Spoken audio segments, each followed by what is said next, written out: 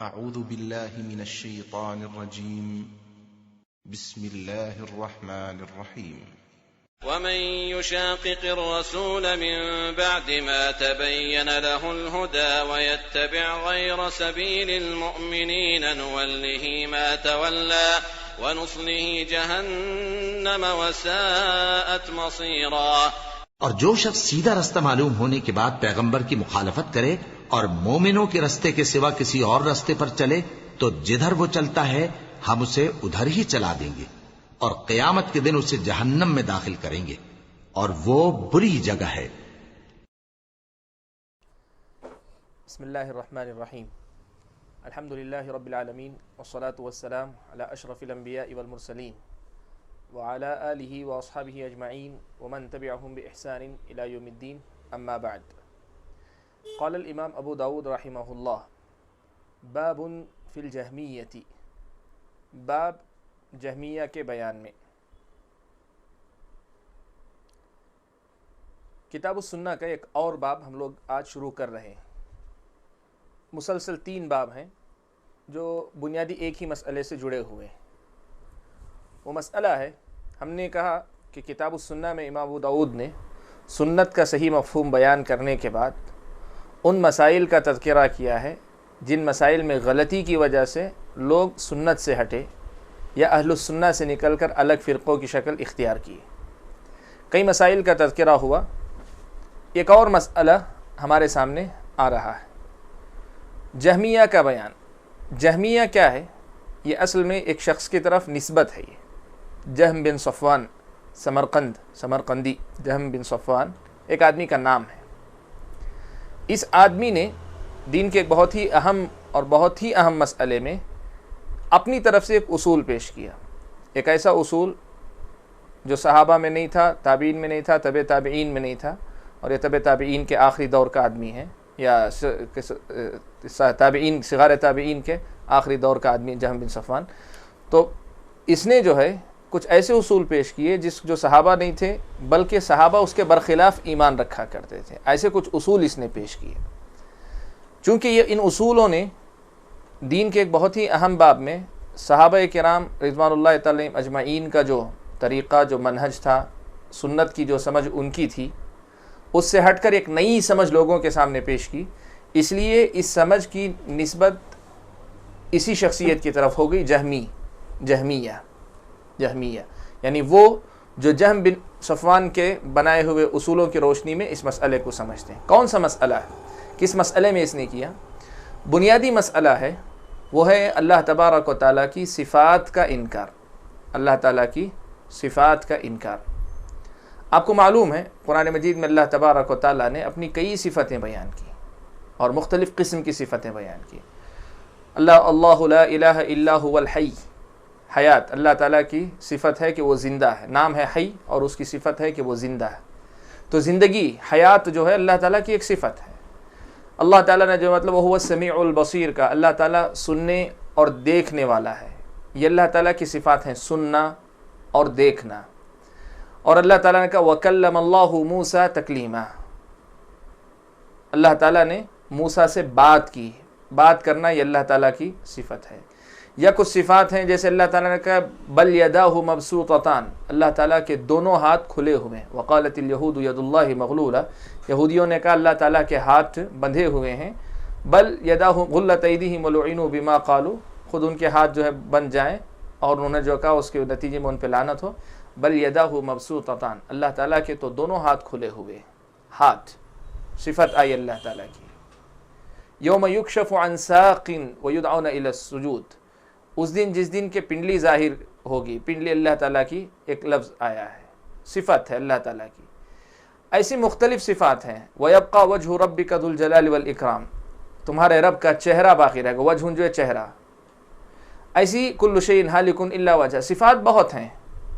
وَاصْبِرْ لِحُكْمِ رَبِّكَ فَإِنَّكَ بِأَعْيُنِنَا، تم اپنے رب کے حکم پر صبر کرو اس لیے کہ تم ہماری آنکھوں کے سامنے ہو. بِأَعْيُنِنَا.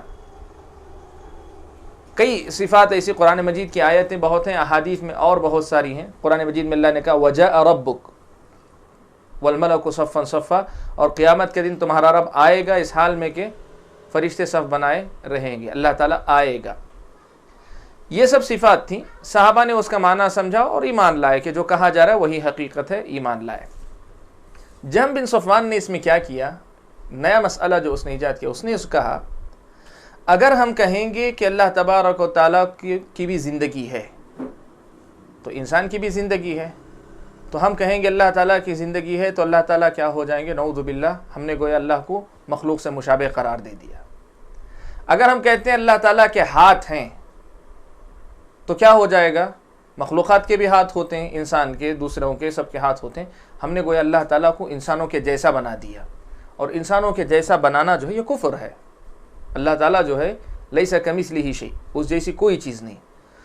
تو جہم بن صفوان نے ان آیتوں کا جو معنی تھا، ان کے معنی کو یہ سمجھا کہ اس کو اگر ثابت کریں گے تو اس سے یہ لازم آئے گا کہ ہم نے اللہ کو مخلوق کے برابر بنا دیا، نعوذ باللہ. اس لیے اس نے کیا کیا، کہا کہ اس قسم کی جتنی صفات آئیں گی ان سب کا جو ہے کو ہم قبول نہیں کریں گے. اس کے بجائے کیا کریں گے، اب کئی لوگ جو ہے ان کے بعد جہم بن صفوان کے طریقے پہ چلے. کچھ لوگوں نے کہا نہیں ہم دوسرا معنی دیں گے، اس کو دوسرا معنی اس کو دیں گے. کچھ لوگوں نے کہا کہ نہیں ہم معنی نہیں دیں گے، ہم کہہ دیں گے ہم کو معلوم ہی نہیں اس کا معنی کیا ہے، اللہ تعالیٰ بہتر جانتا ہے، اللہ تعالیٰ کے حوالے کر دیں گے، معنی ہی نہیں. لیکن یہ جا کہیں گے ہاتھ کا معنی ہاتھ نہیں ہے. تو کئی فرقے ہیں، تفصیل کا موقع نہیں ہے، بنیادی مسئلہ صرف ذہن میں رکھیں. اللہ کی صفات، جو صفات تھیں ان صفات کی نفی کر دی. نقصان کیا ہوگا اگر جہم بن صفوان کے عقیدے کی بات قبول کر لیں، جہم بن صفوان کے اصول کو مان لیں؟ نقصان کیا ہوگا؟ سب سے پہلے تو نقصان یہ کہ آپ یہ دیکھیں کہ اللہ تعالیٰ نے کتاب مبین کہا، اللہ کے نبی صلی اللہ علیہ وسلم افصح العرب کہا، آپ نے اپنے نصوص میں استعمال کیا. اور کئی ایسی جگہ آیتیں آتی ہیں جہاں یہ بات لازم آتی ہے کہ اللہ تعالیٰ نے گویا حقیقت بیان نہیں کی، اس کے لیے اللہ تعالیٰ نے مثال استعمال کی ہے. اللہ تعالیٰ کے کلام کو حقیقت پر محمول کرنے کے بجائے اسے جو ہے مجاز پر کہتے ہیں، یعنی دوسرے معنی پر محمول کرنے کی کوشش کریں گے. یہ غلط ہوگا. قرآن کے آیت کا مفہوم جو ہے، جو معنی مراد تھا وہ نہیں قبول کریں گے، اس کے بجائے دوسرا معنی دے دیں گے. ایک تو قرآن اور سنت کے ساتھ کھلواڑ ہوگا، اور اس سے بڑی بات یہ ہو جائے گی کہ صفات کی نفی حقیقت میں اللہ تعالیٰ کی ذات کی نفی ہو جائے گی. اس میں کیسے؟ کوئی بھی وجود اگر ہے کسی کا بھی تو وہ وجود کسی نہ کسی صفت پر ہوگا، بغیر صفات کے نہیں ہو سکتا. جیسے خالق، پیدا کرنے والا، خلق، مخلوقات ہیں تو کوئی خالق ہوگا، اور کون خالق ہے؟ اللہ تعالیٰ ہی خالق ہے. تو آپ نے صفت خود بخود ثابت کر دی.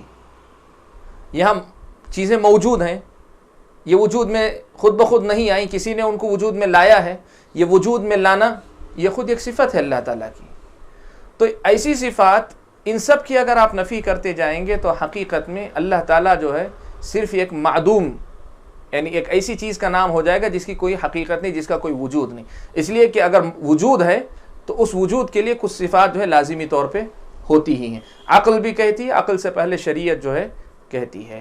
تو جہم بن صفوان کے عقیدے کا لازمی نتیجہ یہ ہوتا ہے کہ اللہ تعالیٰ کی ذات معطل ہو کے رہ جاتی. معطل مطلب صفات سے عاری ایک ذات ہو جاتی ہے، اور اللہ تعالیٰ کی ذات کو صفات سے عاری قرار دینا گویا اللہ تعالیٰ کی ذات ہی کی نفی کر دینا ہے. اللہ تعالیٰ کی ذات کی ہی نفی کر دینا ہے. جب جہم بن صفوان نے یہ بہت بڑی غلطی کی. تو یہاں بتانا چاہ رہے ہیں کہ صحابہ کرام کے پاس اللہ کے نبی نے جو سنت چھوڑی تھی، جس کے اوپر چلنے والے اہل السنت کہلاتے ہیں یا الجماعہ کہلاتے ہیں یا اہل سنت والجماعت، ان کے عقیدے کے برخلاف ہے کہ قرآن و سنت کی وہ آیتیں اور احادیث جن میں اللہ تعالیٰ کی صفات بیان کی گئی ہوں، ان صفات کو صفات میں نہ کے معنی میں نہ لے کر ہم کہیں کہ نہیں صفت مراد نہیں ہے بلکہ اس سے کوئی اور معنی مراد ہے. ٹھیک ہے، یہاں تو غلطی سمجھ میں آ گئی کہ جہم بن صفوان نے آیتوں کے مفہوم کا انکار کیا، کہا کہ جو ہے اس سے صفت مراد نہیں ہے. یہ اس کی غلطی تھی. صحیح یہ ہے کہ ہم صفات کو ثابت کریں. سوال رہ جاتا ہے کہ جہم بن صفوان نے جس بنیاد پر نفی کی تھی وہ بنیاد کیا تھی؟ اگر ہم صفات ثابت کریں گے تو اللہ بھی بندوں جیسے ہو جائیں گے. اگر ہم کہیں گے اللہ تعالیٰ کے ہاتھ ہیں تو گویا بندوں کے بھی ہاتھ ہیں، اللہ تعالیٰ انسانوں جیسے ہو جائیں گے. تو اس کا کیا جواب ہوگا؟ اس کا اہل سنت والجماعت نے بہت سیدھا سادہ جواب دیا. اللہ تعالیٰ کی ذات موجود ہے؟ ہاں بالکل موجود ہے. انسانوں کی شخصیت اور ذات موجود ہے؟ ہاں بالکل موجود ہے. کیا اللہ کی ذات اور انسان کی ذات دونوں ایک ہی ہیں؟ سب کہتے ہیں کہ نہیں، اللہ کی ذات کیسی اللہ ہی بہتر جانتا ہے، انسانوں کی ذات اللہ تعالیٰ جیسی ذات نہیں ہے، دونوں میں فرق ہے۔ تو اہل سنت نے کہا کہ صفات کے بارے میں بھی وہی بات کہو کہ اللہ تعالیٰ کی حیات ہے، ہاں حیات ہے، انسان کی بھی حیات ہے، زندگی، ہاں حیات ہے۔ کیا اللہ کی حیات اور انسان کی حیات ایک جیسی ہے؟ نہیں، اللہ کی حیات ویسی ہے جیسی اللہ تبارک و تعالیٰ کے شایع نشان ہے، انسانوں کی حیات انسانوں کی حیات جیسی، وہ حیات اس حیات جیسی نہیں ہے۔ یہی بات اہل سنت والجماعت نے ساری صفات کے اندر کہی۔ قرآن و سنت میں جتنی صفات آئیں گی ہم سب کو ثابت کریں گے، لیکن ہم یہ نہیں کہیں گے کہ اللہ تعالیٰ کا ہاتھ ہے تو نعوذ باللہ میرے جیسا ہاتھ ہے یا کسی انسان مخلوق جیسا ہاتھ ہے، یہ سب نہیں کہیں گے، اس لیے کہ لیس کمثلہ شیء۔ تو اشکال جو تھا اس کی نفی کے لیے یہ ضروری نہیں تھا کہ صفت ہی کی آپ نفی کر دیں، صفت کا ہی انکار کر دیں، یہ ضروری نہیں تھا۔ صفت کا جو انکار کیا یہ جہم بن صفوان کی غلطی تھی۔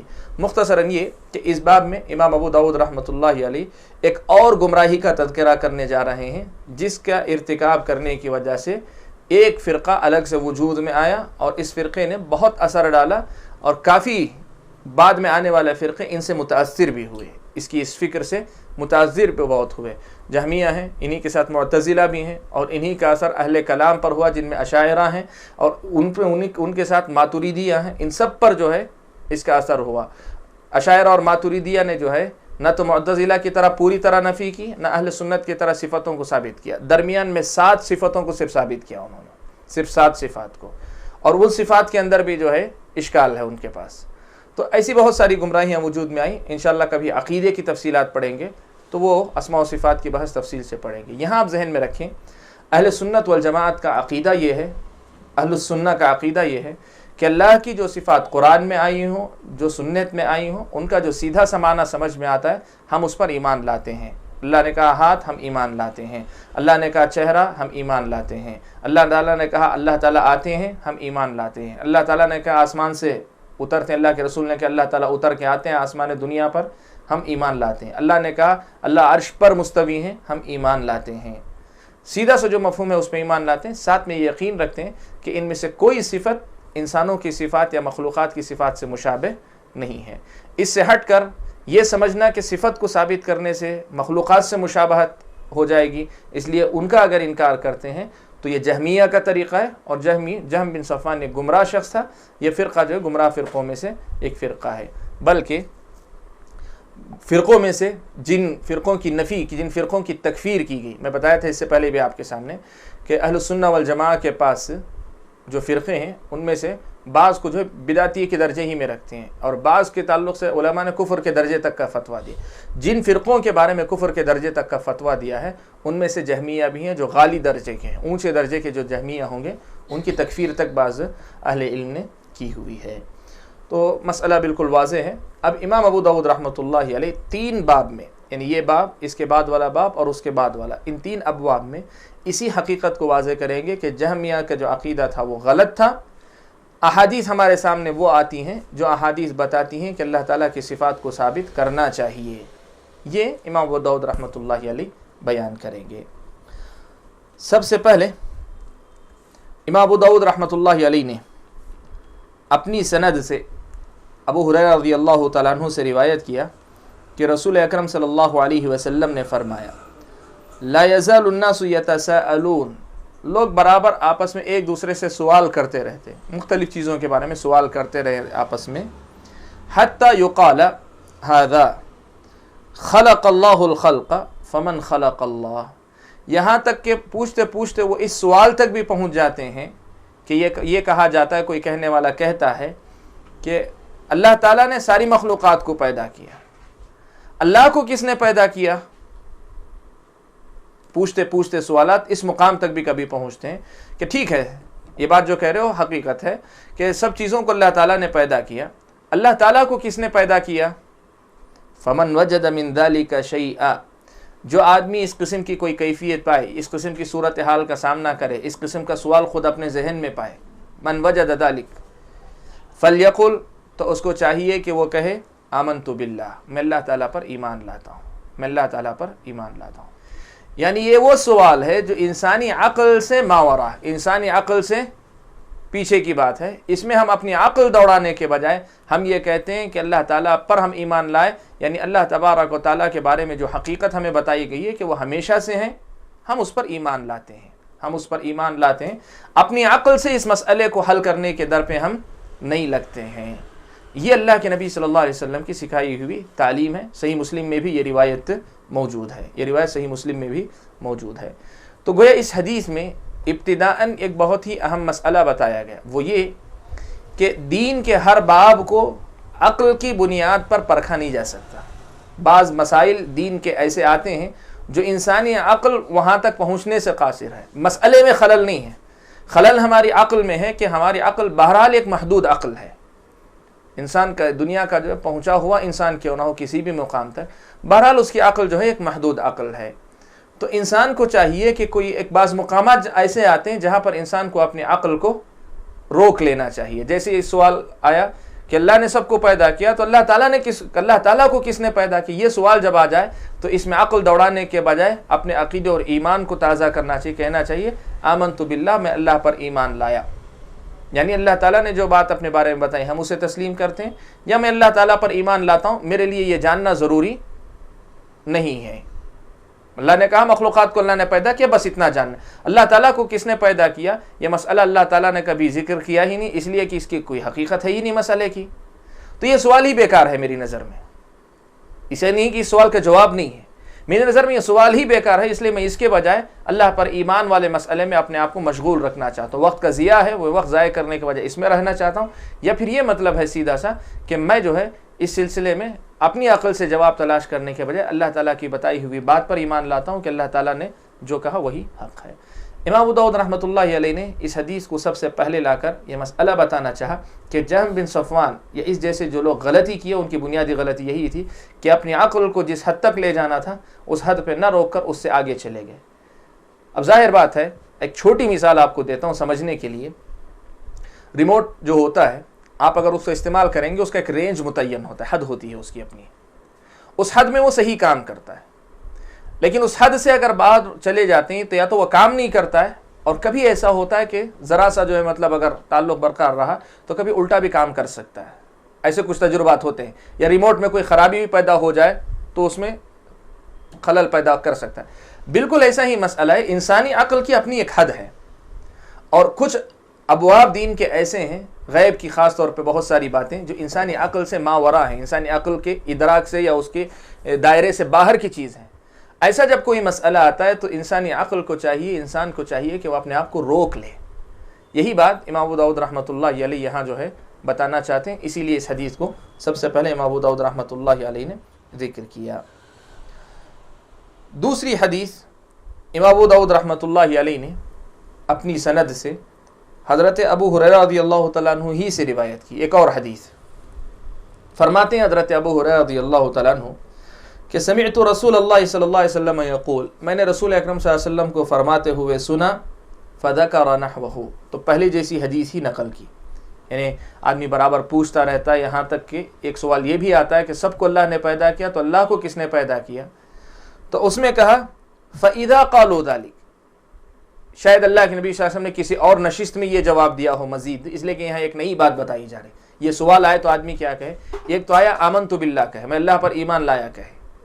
یہاں ایک اور تعلیم دی جا رہی ہے، ایسا سوال آئے تو کچھ اور کرنا ہے آپ کو. وہ کیا کرنا ہے؟ اور ایک اور جواب آ رہا ہے. یا تو ہو سکتا ہے اسی نشست میں اللہ کے نبی صلی اللہ علیہ وسلم نے دونوں باتیں بتائی ہوں، یا دو الگ الگ موقعوں پر اللہ کے نبی صلی اللہ علیہ وسلم نے دو الگ الگ طریقے بتائے ہوں. اور ایسا احادیث میں ہوتا ہے کہ ایک ہی مسئلے کے لیے اللہ کے نبی صلی اللہ علیہ وسلم 2 سے 3 4 5 بسا اوقات جو علاج بتاتے ہیں. گویا نفس کی ایک بیماری ہے، اس کا علاج ایک آمنت باللہ کہیں. یہاں اس حدیث میں کہا فَإِذَا قَالُوا ذَلِكَ، جب لوگ آپس میں یہ پوچھنے لگیں فَقُولُوا، تو تم لوگ یہ کہو اللہ احد اللہ الصمد لم یلد ولم یولد ولم یکن له کفوا احد ثم لیدفل عن یسارہ ثلاثا ولیستعذ من الشیطان. 3 کام اللہ کے نبی صلی اللہ علیہ وسلم نے بیان فرمائے. سب سے پہلے تو کہا کہ یہ سورہ اخلاص پڑھ لے، سورہ اخلاص پڑھ لے. دوسرا کام لیدفل عن یسارہ ثلاثا، اپنے بائیں طرف 3 مرتبہ تھوک لے. اور تیسرا کام شیطان سے اللہ تبارک و تعالیٰ کی پناہ مانگے. اس میں جو ہے اللہ تعالیٰ کے سورہ اخلاص پڑھنے کی جو بات کہی گئی، کیوں کہی گئی ہے؟ اس لیے کہ اللہ تبارک و تعالیٰ کے بارے میں ایک بات جو ہے بیان کر دی، کس نے اللہ تعالیٰ کو پیدا کیا، اس کا جواب اس صورت میں ہے۔ اللہ احد، اللہ اکیلا ہے۔ اللہ الصمد، اللہ تعالیٰ بے نیاز ہے۔ لم یلد، نہ تو اس نے کسی کو جنا ہے، ولم یولد، اور نہ ہی وہ کسی اور سے جنا گیا ہے۔ ولم یکن لہ کفوا احد، اس جیسا کوئی نہیں ہے۔ اس میں جواب موجود ہے۔ تو پہلے اپنے ایمان کی تجدید کرنے کا ایک طریقہ بتایا کہ اس سورت کو پڑھ لے، اس میں اس سوال کا جواب تمہیں مل جائے گا۔ دوسری بات کہا ثم لیطفل عن یسارہ ثلاثا، اپنے بائیں طرف 3 مرتبہ تھوک لے۔ کیوں بائیں طرف 3 مرتبہ تھوکے؟ بعض اہل علم نے اس کی حکمت بتائی کہ ایک طرح سے جو ہے اپنی کراہت کا اظہار ہے کہ کتنی غلط بات میرے دماغ میں آئی، یہ کتنا غلط سوال میرے سامنے آیا، میں اس پر جو تھوکتا ہوں، میں اس جو مطلب سوچ پر یا اس خیال پر جو تھوکتا ہوں۔ یہ بعض اہل علم نے اس کی تعلیل کی۔ اللہ عالم یہی مقصد ہے یا کوئی اور، اللہ بہتر جانتا ہے، لیکن 3 مرتبہ ہم بائیں طرف تھوکیں۔ اور تیسری بات اللہ کے نبی نے فرمائی کہ شیطان سے اللہ کی پناہ مانگے۔ گویا یہ سوالات جو انسانی عقل سے ماورا ہے، اس میں اپنے دماغ کو استعمال کرنا انسان سمجھتا ہے اپنا کمال ہے، حالانکہ حقیقت میں وہ شیطان کا شکار ہے۔ یہ بہت بہت بہت اہم بات ہے، اس چیز کو دیکھیں۔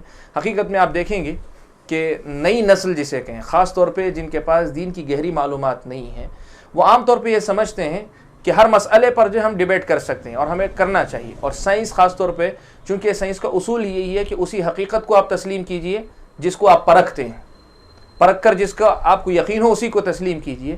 تو نئی نسل کا ایک ذہن یہ ہے کہ ہر مسئلے کو اسی کسوٹی پہ پرکھنا چاہتے ہیں، اور وہی مزاج یہاں بھی لاتے ہیں، دین کے بہت سارے مسائل میں لاتے ہیں، اور اکثر اس کی وجہ سے گمراہ بھی ہوتے ہیں۔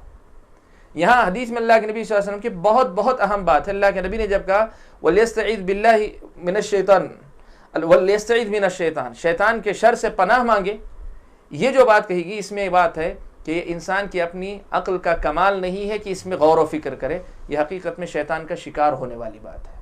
جو چیز انسانی عقل کے ماورا، جس چیز کے علم کا علم ہمیں نہیں دیا گیا ہے، اس چیز میں ہم اپنے دماغ کو خامخواہ استعمال کرنے کی کوشش کریں، تب پھر یہ جو ہے شیطان کا شکار بننے والی بات ہے۔ تو وہی بات کہ انسانی عقل اپنی حد میں رہے، اپنی حد سے نہ نکلے، اور اگر ایسا کبھی اتفاقاً ہو جاتا ہے، آپ نہیں نکلتے، کسی اور کی عقل آپ کو نکالنا چاہتی ہے، یا شیطان کبھی اس قسم کا وسوسہ دماغ میں ڈالتا ہے، تو اس سے بچنے کے لیے اللہ کے نبی نے 3 باتیں اور اس میں بتائی۔ ایک تو آمنت باللہ کہنا، اس کے ساتھ مزید 3 باتیں ہیں۔ سورہ اخلاص پڑھ لو، خاص یہ سوال اگر آتا ہے ذہن میں تو، اس کے ساتھ جو بائیں طرف تھوکنا 3 مرتبہ، اور ایک اللہ کے نبی صلی اللہ علیہ وسلم نے بات بیان فرمائی، شیطان کے شر سے پناہ مانگو۔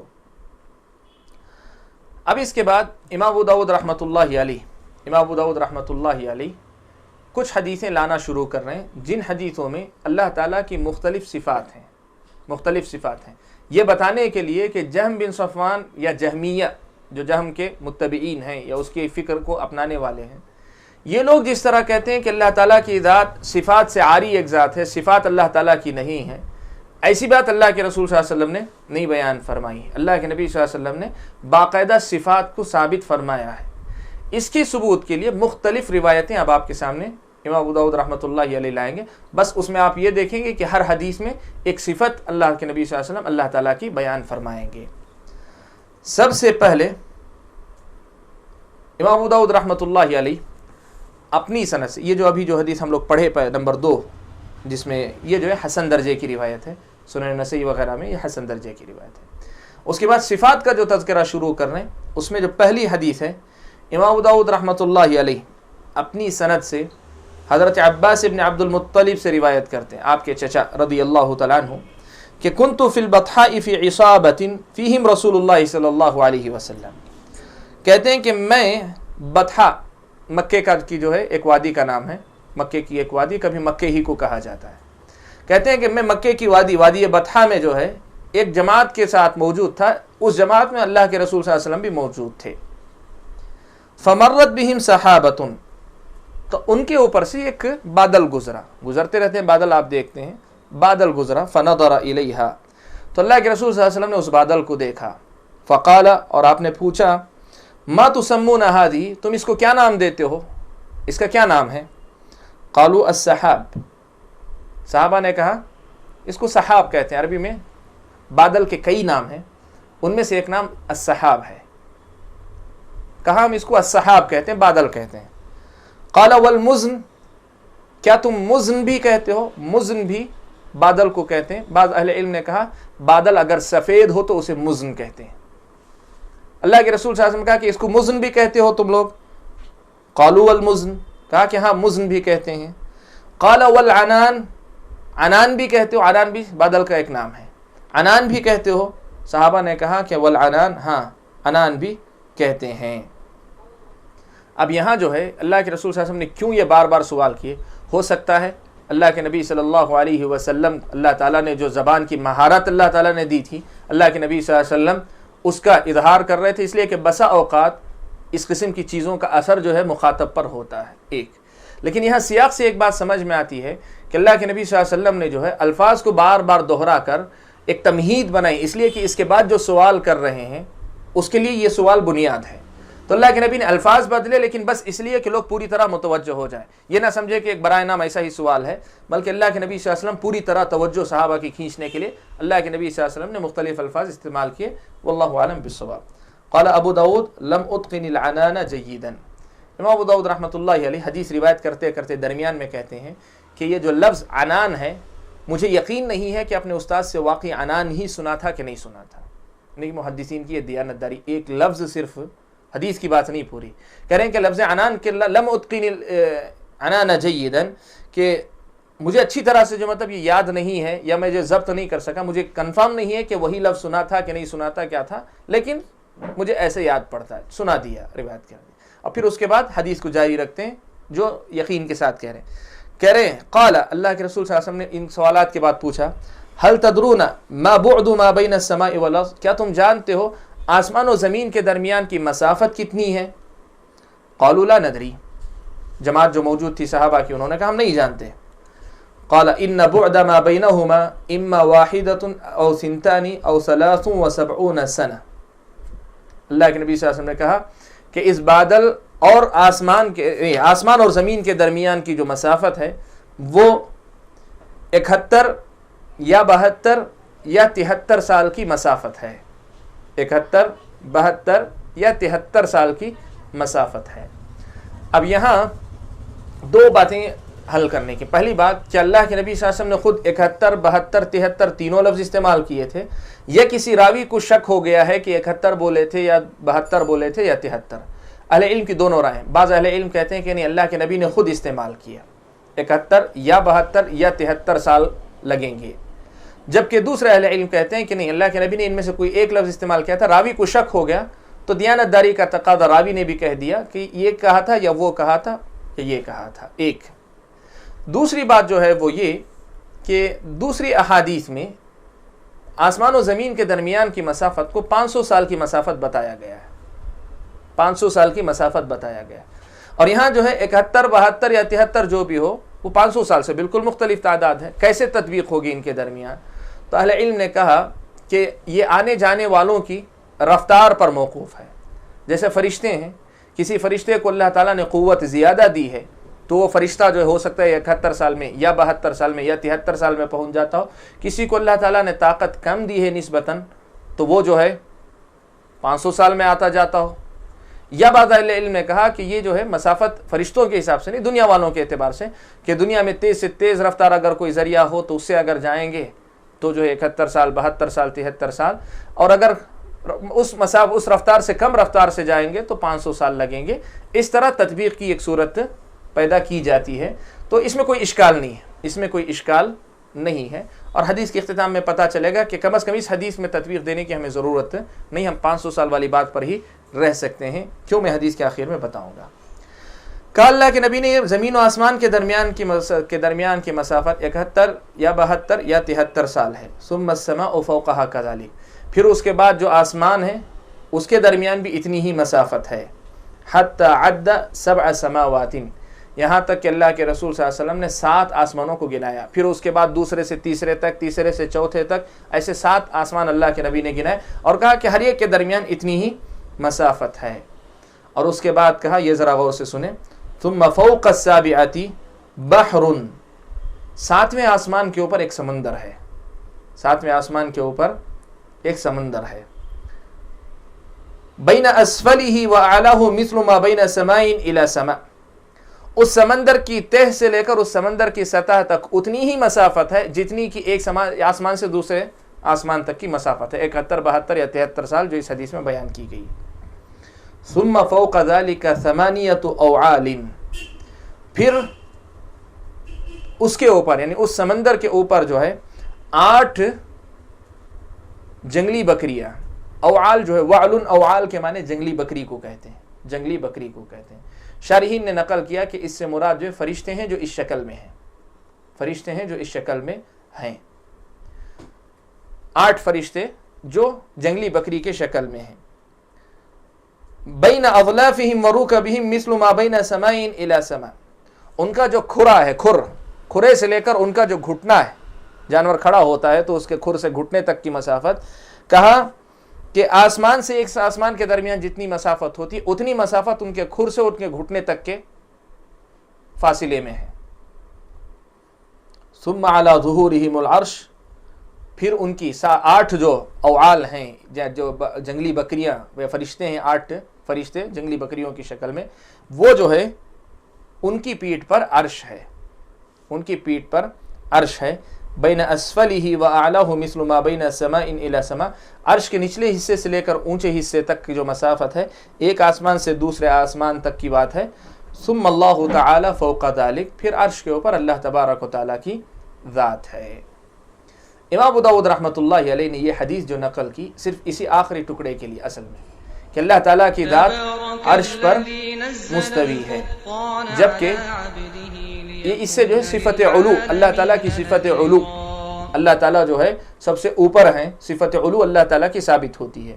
جہمیہ اس کا انکار کرتے ہیں، کہتے ہیں کہ یہ غلط ہے، اللہ تعالیٰ ہر جگہ موجود ہے، اللہ تعالیٰ ہر جگہ موجود ہے۔ یہ کہنا کہ اللہ تعالیٰ اوپر ہیں یہ گویا اللہ تبارک و تعالیٰ کی شان میں گستاخی ہے، ایسا سمجھتے ہیں۔ امام ابو داؤد یہ حدیث لا کر ان کی نفی کرنا چاہ رہے ہیں، لیکن جو بات پوری اس حدیث میں خلاصے کی ہے وہ یہ کہ یہ روایت ضعیف ہے، یہ روایت جو ہے ضعیف ہے، اسی لیے اس میں زیادہ یہ کرنے کی ضرورت نہیں ہے۔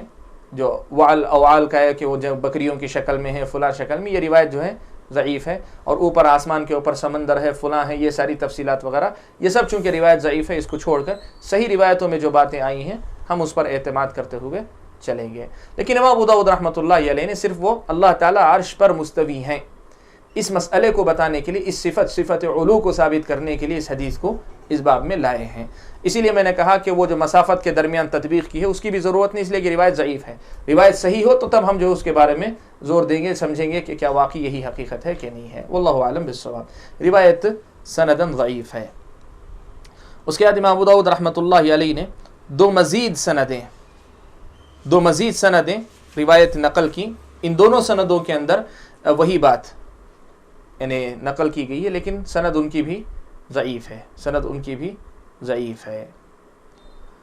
اسی لیے تمام سندوں کو ملا کر بھی اس حدیث کو حسن لغیرہ کے درجے تک نہیں پہنچا، بلکہ اسے ضعیف ہی پر باقی رکھا کہ یہ حدیث جو ہے ضعیف ہے، بہت زیادہ، اسے حسن کے درجے تک نہیں پہنچے، یہ روایت ضعیف ہے۔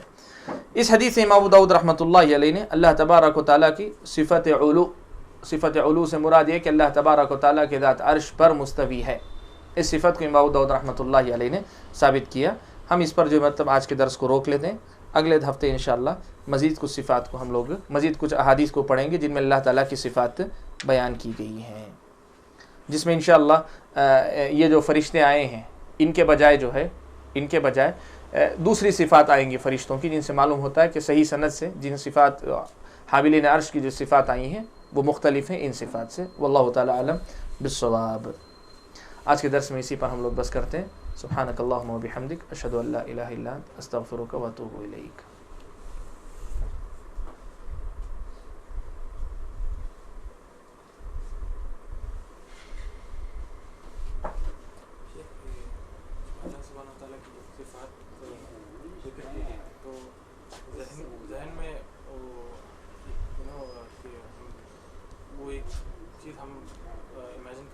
ہاں، اس کا اصل سبب یہ ہے کہ ہم نے صرف صفات سن لی اور صفات کے سلسلے میں جو قاعدہ ہے کہ اللہ تعالیٰ کسی جیسا نہیں ہے، اس قاعدے کو ذہن میں نہیں رکھا۔ جب بھی اس قسم کی بات آتی ہے، اصل میں اللہ تعالیٰ کی کوئی صفت ہے تو صفت حقیقت میں کوئی چیز نہیں ہوتی. صفت سمجھ میں اسی وقت آتی ہے جب وہ کسی چیز میں، جیسے ہاتھ کہیں تو ہاتھ ایک چیز ہے، لیکن ہاتھ کہیں تو اس کی کوئی ایک شکل کب بنتی ہے؟ جب اسے ہم کسی سے جوڑتے ہیں. جیسے انسان کہیں تو یہ شکل بنتی ہے ہاتھ کی، چونٹی کہیں تو ہاتھ کی ایک الگ شکل بنتی ہے، وہی بکرا کہیں ہاتھ کی ایک الگ شکل بنتی ہے. تو اللہ تعالیٰ کے لیے جب ہم معنی ثابت کرتے ہیں ہاتھ، تو ہمیں جو ثابت کرنا ہے وہ لفظ کسی مخلوق کے ساتھ جڑنے سے پہلے جو معنی ہوتا ہے لفظ کے اندر، وہ معنی اللہ تعالیٰ کے لیے ثابت کرنا ہے. اور وہ معنی جب اللہ تعالیٰ کے ساتھ جڑے گا تو اس کی کیفیت کیا ہوگی اللہ تعالیٰ جانتا ہے. جیسے میں نے کہا نا ہاتھ کہتے ہیں تو ایک معنی سمجھ میں آتا ہے، ہاتھ ایک ایسی چیز ہے جو سب کو ہے. لیکن میں آپ کہوں چونٹی کا ہاتھ تو بولیں گے نہیں یہ چونٹی کا ہاتھ نہیں ہے. آپ چونٹی کے ہاتھ کو بتائیں انسان کا ہاتھ، کہیں گے نہیں یہ انسان کا ہاتھ نہیں. تو کیا مطلب یہ ہوا کہ جو ہمارا جو امیجنیشن جسے کہیں یا جو امیج ہمارے ذہن میں بنتی ہے وہ اصل لفظ کی نہیں ہے، اصل معنی کی نہیں ہے. اصل معنی جب کسی چیز کے ساتھ جڑ جاتا ہے تو جڑنے کے بعد وہ معنی ہمارے ذہن میں بنتا ہے. تو ہم جو ہے پابند ہیں وہ اصل معنی ثابت کرنے کے. تو اس حقیقت کو یاد رکھیں کہ اللہ تعالیٰ جیسی کوئی چیز نہیں ہے، اور جو معنی ہے وہ معنی جو ہے یہ نہیں ہے. چونکہ ہم نے براہ راست پہلے یہ معنی سمجھا ہے، ہاتھ کا معنی ہم نے یہی دیکھا ہے پہلے، اس لیے ہمارے دماغ میں یہ بات آتی ہے. لیکن ہم پہلے سمجھیں کہ ہاتھ کا معنی یہ نہیں ہے. یہ جو ہے ہاتھ انسان کے ساتھ جڑنے کے بعد ہاتھ کا معنی یہ نکلتا ہے. یا کسی جانور کے ساتھ جو ہے کہ اس کا کھر ہوتا ہے، فلاں ہوتا ہے، ہاتھ کی شکل وہ بنتی ہے کب؟ جب ہاتھ کا معنی اس جانور کے ساتھ جڑتا ہے. تو ہم جو ثابت کر رہے ہیں اللہ تعالیٰ کے لیے صرف ہاتھ کا معنی ثابت کر رہے ہیں. اسی لیے کیفیت کے بارے میں جب بھی پوچھا جاتا ہے تو ہم کہتے ہیں ہمیں معلوم نہیں ہے کیفیت. اللہ تعالیٰ بہتر جانتے ہیں کیفیت کیا ہے. اللہ تعالیٰ کی ہیں صفات، اللہ تعالیٰ کی ہیں. یہ ہاتھ ہے، آنکھ ہے، تو کیا پوچھیں گے اللہ تعالیٰ کی آنکھ ایسی ہے بالکل ہماری آنکھ جیسی؟ بولیں گے ہرگز نہیں. کیوں؟ اس لیے کہ اللہ نے کہا لیس کمثلہ شیء. لیکن آنکھ کا معنی کیا ہے؟ آنکھ کا معنی ہم کو معلوم ہے. ہاں انسان کی آنکھ، کسی جانور کی آنکھ، کسی اور کی آنکھ، کسی اور تیسرے کی آنکھ، وہ شکل بعد میں بنتی ہے ہمارے سامنے. تو اس فرق کو ذہن میں رکھیں گے تو انشاءاللہ جو ہے آسانی سے مسئلہ حل ہوگا. ایک حدیث میں پڑھا تھا کہ اللہ تعالیٰ کے دونوں ہاتھ جو ہے رائٹ ہینڈ. جی ہاں ہے، صحیح حدیث ہے. وکلتا یدیہ یمین ہے حدیث، صحیح حدیث ہے.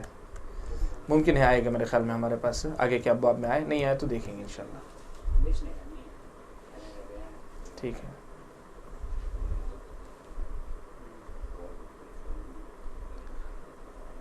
اور کوئی سوال ہے؟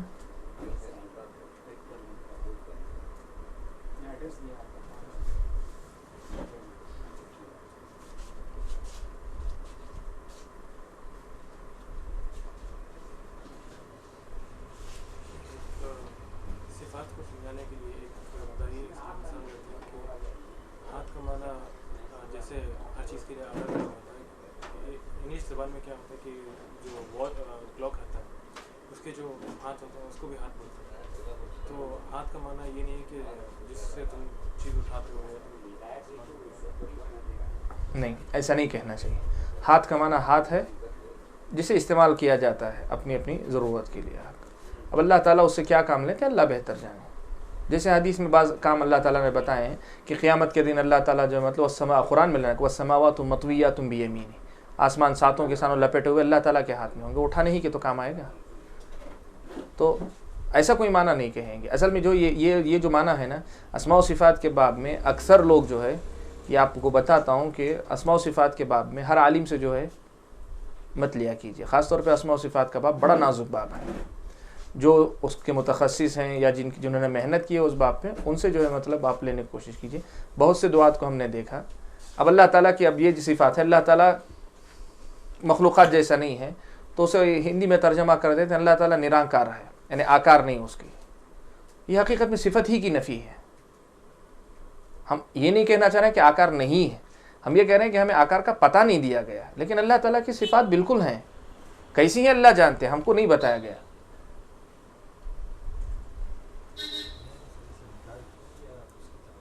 کون؟ جہمیہ نے تعویل کی. لیکن تعویل میں اصل میں ہوتا یہ ہے کہ اصل چیز کی پہلے نفی کرتے ہیں. کہتے ہیں کہ یہ ہم بالجزم کہتے ہیں کہ اس سے مراد صفت نہیں ہے. لیکن قرآن کا لفظ ہے تو اس کا تو کوئی معنی دینا ہی ہے. تو پھر اس میں جو ہے کچھ ہیں جو معنی دیتے ہیں، کچھ کہتے ہیں ہم اللہ کے حوالے کر دیتے ہیں، کچھ کہتے ہیں ہم توقف کرتے ہیں، یہ سب کرتے ہیں، لیکن اصل معنی کی پہلے نفی کرتے ہیں. یہ جو قدر مشترک ہے، اور اصل مسئلہ وہیں سے ہے. باقی وہ معنی جو دینا چاہتے ہیں ثانوی درجے کا معنی، وہ کہاں تک صحیح ہے کیا ہے یہ الگ بحث ہے، لیکن اصل کی تو نفی کر دی انہوں نے. تو جہمیہ کا جو مسئلہ ہے وہ یہ کہ وہ اصل کی نفی کرتے ہیں، اور پھر اس کے بعد ان میں سے بعض جو ہے مطلب پھر کوئی معنی دیتے ہیں، کچھ لوگ جو ہے معنی نہیں دیتے، تفویض کرتے ہیں، اللہ کے حوالے کر دیتے ہیں. جی باب جہمیہ کا بیان، باب فی الجہمیہ. ریگولر نہیں ہے شاید یہ جو ہیں وہ ریگولر نہیں ہیں، ان کو پہلی بار. اچھا ٹھیک ہے انشاءاللہ. واللہ تعالی اعلم، وسبحانک اللہم وبحمدک، اشہد ان لا الہ الا انت، استغفرک واتوب الیک. السلام علیکم.